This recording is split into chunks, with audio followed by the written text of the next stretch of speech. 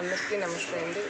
నా ప్రచారం అంటే ఇంకా చాలా బాగుంది. ప్రతి ఇంటింటికి తిరుగుతుంటే వాళ్ళు మీ చంద్రబాబు నాయుడు గారే కావాలి మాకు. ఇక్కడ నిత్యం మా కళ్ళలో ఎదురుగా నిలబడే వ్యక్తి బోడే ప్రసాద్ గారు. వీళ్ళిద్దరూ ఉండాలి అని చాలా బాగా కోరుకుంటున్నారు.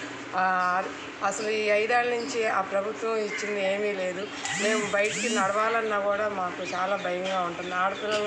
ఆడపిల్లలు 9 ఏళ్ళు వచ్చిన కాడి నుంచి 10 ఏళ్ళ పిల్లల్ని కాపాడుకోవాలన్నా, స్కూలుకు పంపాలన్నా చాలా బాధగా ఉందండి.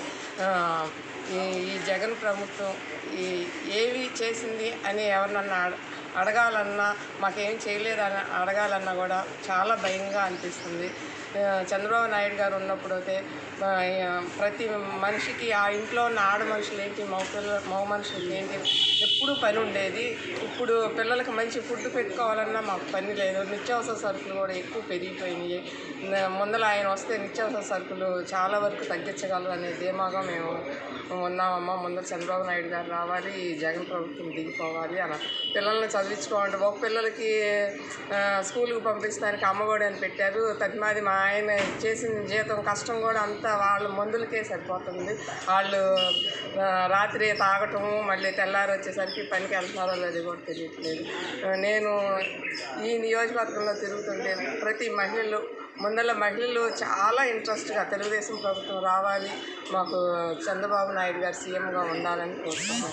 మా మంచి చెడు తెలుసుకునే వ్యక్తులు మాకు దగ్గరగా ఉండాలి, కానీ ఎక్కడి నుంచో వచ్చిన వ్యక్తులు మాట ఎందుకని నేను బోడే ప్రసాద్ గారు అని భావించండి. వాళ్ళు అట్లా చెప్తున్నారు. నాకు చాలా ఆనందంగా అనిపించింది. ఇప్పుడు జనసేన పార్టీ పవన్ కళ్యాణ్ గారు బీజేపీ పార్టీ కూటమిగా ఏర్పడిన తర్వాత బలం పెరిగింది అనుకుంటారా? చాలా బాగా పెరిగిందండి.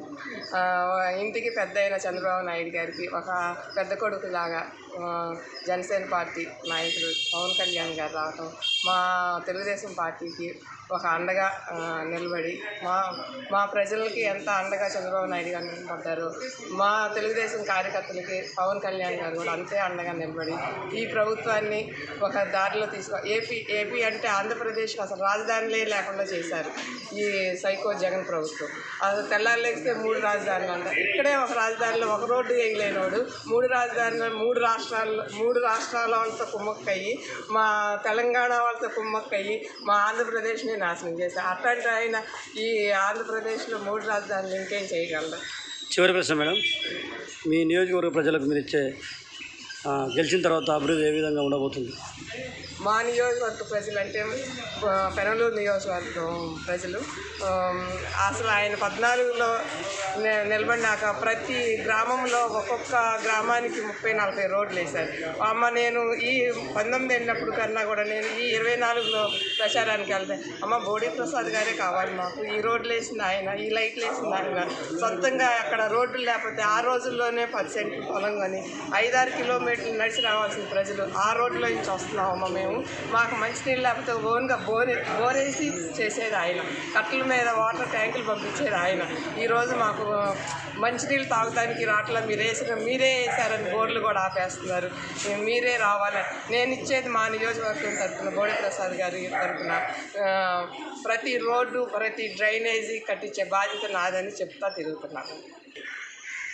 బోడే ప్రసాద్ గారు ఉన్న హయాంలో ఎలాంటి సమస్యలు లేవు.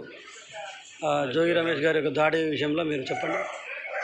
అసలు బోడే ప్రసాద్ గారు పెనమలూరు నియోజకవర్గంలో ఎంతో ప్రశాంతతో ఉండే వాతావరణం అండి. ఈ జోగి రమేష్ వచ్చాడంటే ఆయన పెద్ద కొడుకు రాజు అంట అసలు ఎంత అరాచకం చేస్తున్నాడండి. మొన్న పుల్పాకలో వాళ్ళు ప్రచారానికి కుర్రోళ్ళు రోడ్డు మీద అరుగుల మీద కూర్చొని కరెంటు పోయిందని అరుగుల మీద కూర్చుంటే వాళ్ళు ఏదో మాట్లాడుకుంటే వాళ్ళ గురించి మాట్లాడుకుంటున్నారని వాళ్ళని రాళ్లతో దాడి చేశారు. వాళ్ళతో తల మీద కూడా దెబ్బలు తగిలి 3-4 కుట్లు కూడా పడ్డాయి. వాళ్ళ పరిపాలన ఎలా ఉంటుంది అనేది ఇంకా మా ప్రజలందరికీ తెలిసిపోయింది. మా నియోజకవర్గానికి పెనమలూరు అంటే ఎప్పుడు ప్రశాంతంగా ఉండే వాతావరణం. ఓటర్ మహాశయులందరికీ ముందుగా నేను చెప్పే విజ్ఞప్తి ఏంటంటే 13వ తారీఖు మే 13 మనకు ఎలక్షన్.